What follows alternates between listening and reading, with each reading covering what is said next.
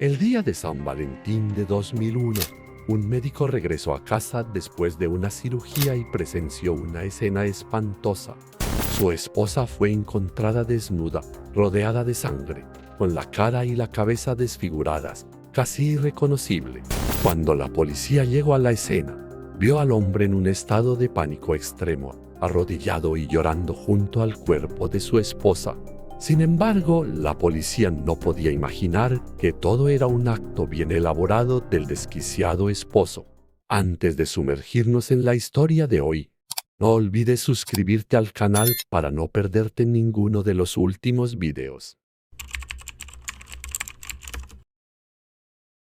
En la mañana del 14 de febrero de 2001, mientras toda la ciudad de Oklahoma estaba inmersa en la dulzura del día de San Valentín, una llamada urgente rompió repentinamente el ambiente. Los servicios de emergencia recibieron una llamada de un hombre que se identificó como Juan Baxter Hamilton, un obstetra local bien conocido. La voz de Juan estaba extremadamente alterada, quebrada, y reportó que acababa de encontrar a su esposa, Susan Hamilton, en un estado trágico. Juan encontró a su esposa, Susan, desnuda, inmóvil en un gran charco de sangre en el suelo del baño. Antes de colgar, Juan intentó mantener la compostura e informó que realizaría a su esposa mientras esperaba que llegara el equipo de rescate. Solo minutos después, la policía y el personal médico llegaron rápidamente al lugar. Encontraron a Juan en un estado de angustia extrema, arrodillado junto al cuerpo de su esposa, con las manos y los pies moviéndose frenéticamente y su camisa blanca manchada de sangre. Tras examinarla, el personal médico confirmó que la mujer había muerto y que presentaba heridas extremadamente graves en el cuerpo. Susan Hamilton, desnuda, yacía muerta justo en el suelo del baño, su cuerpo brutalmente golpeado y estrangulado con una corbata. Alrededor de la cabeza de la víctima había un gran charco de sangre, y su rostro estaba tan desfigurado que era casi irreconocible. Según Juan, regresó a casa después de una cirugía temprana alrededor de las 7 a.m., llevando un regalo de San Valentín para su esposa. Sin embargo, cuando entró a la casa, descubrió que la puerta trasera estaba abierta y al entrar al baño se sorprendió con la horrible escena. Los expertos forenses concluyeron que Susan Hamilton llevaba varias horas muerta antes de que Juan llamara a la policía.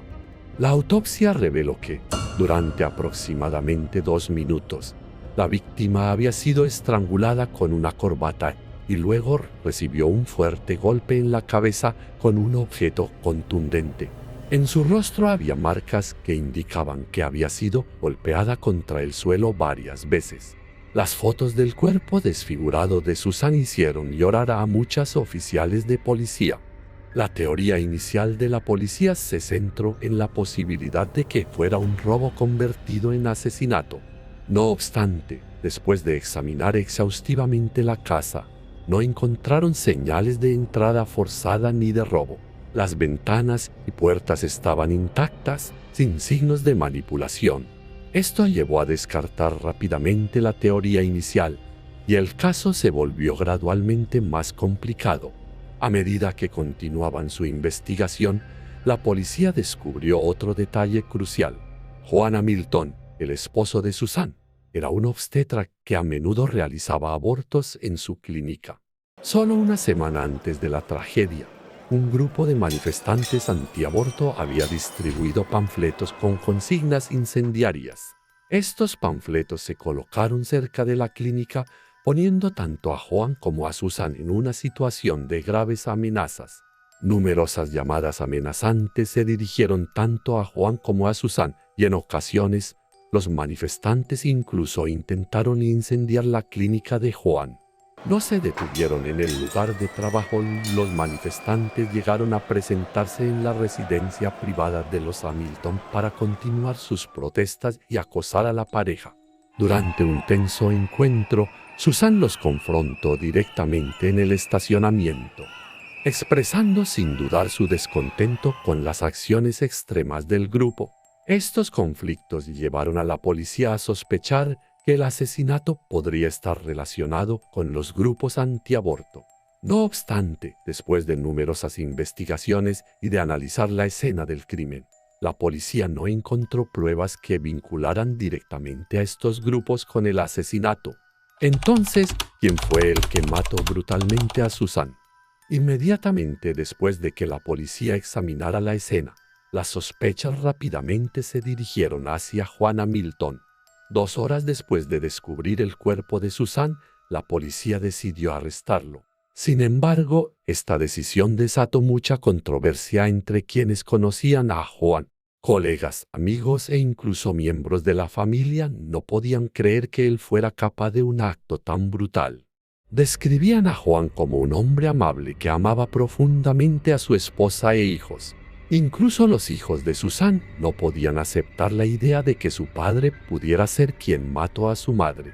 En este punto, Juan proporcionó rápidamente una coartada a la policía.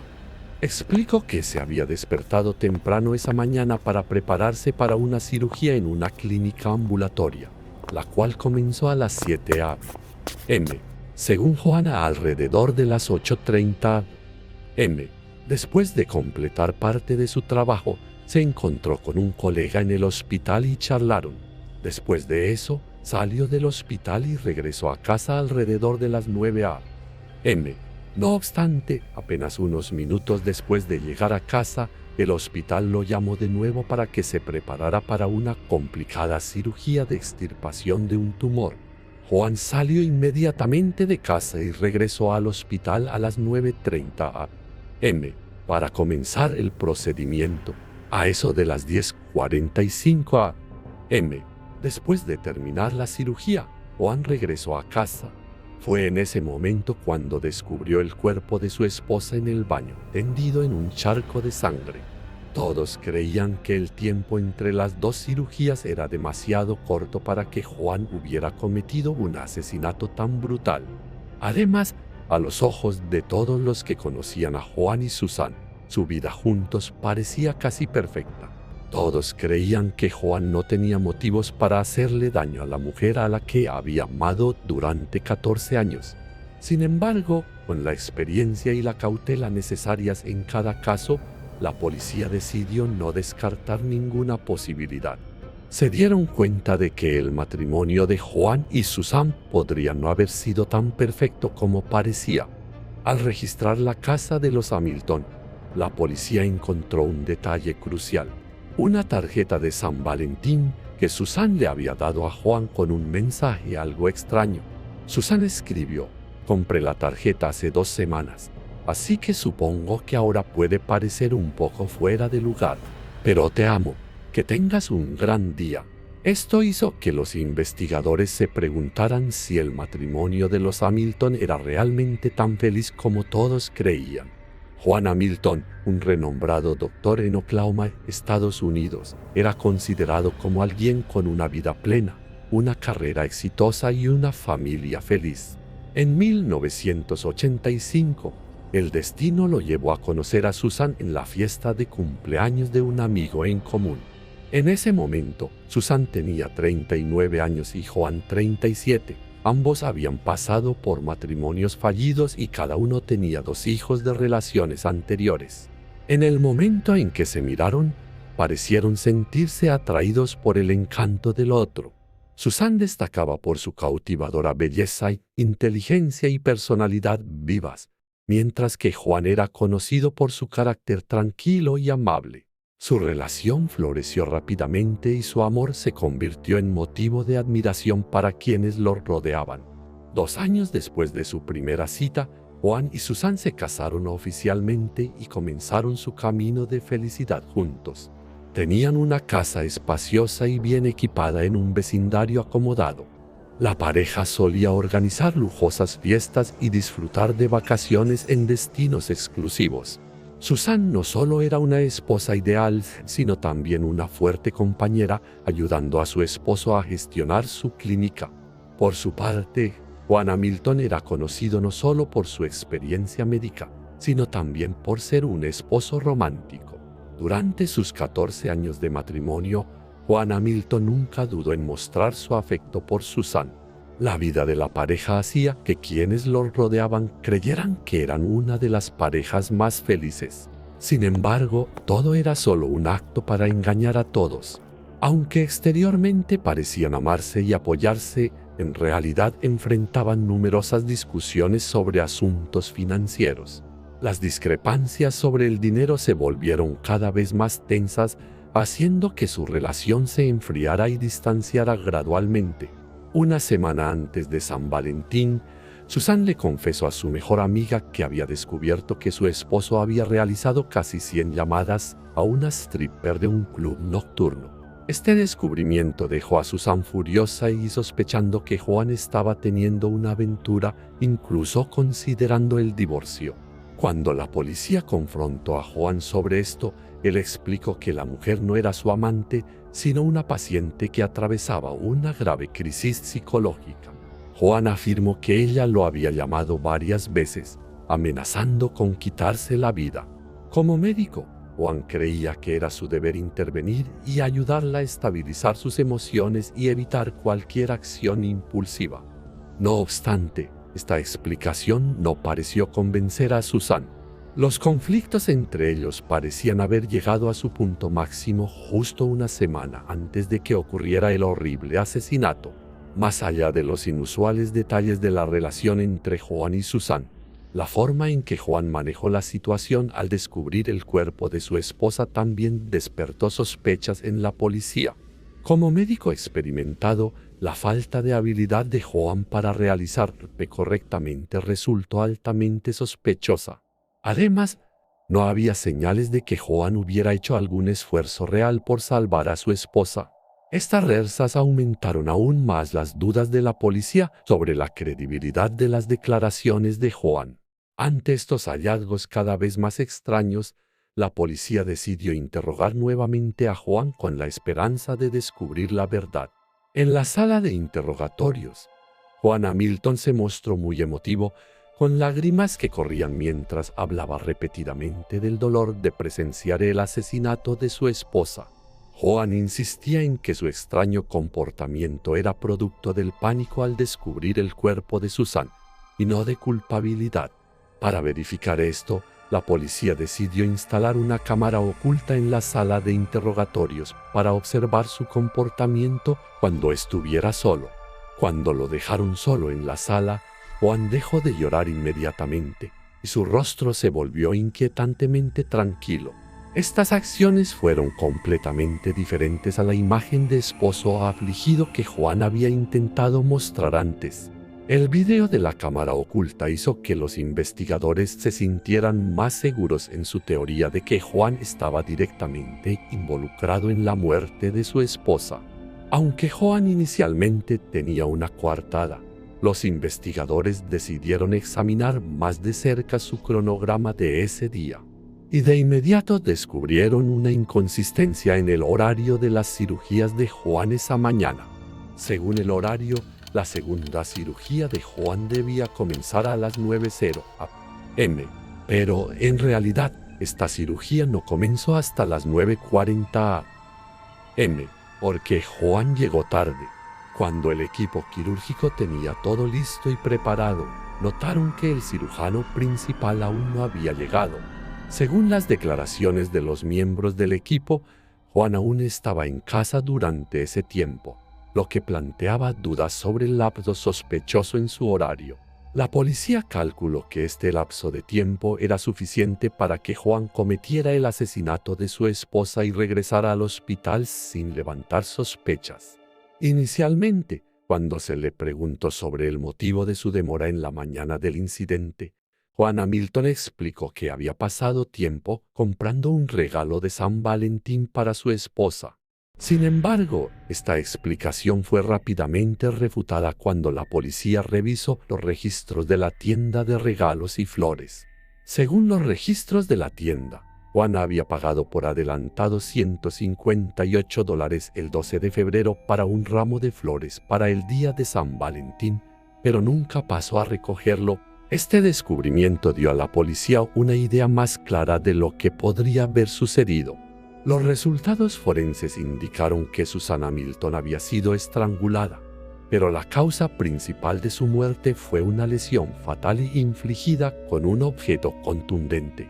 Dada la complejidad del caso, los investigadores recurrieron al analista de patrones de manchas de sangre Ross Gardner para ayudar a esclarecer la evidencia.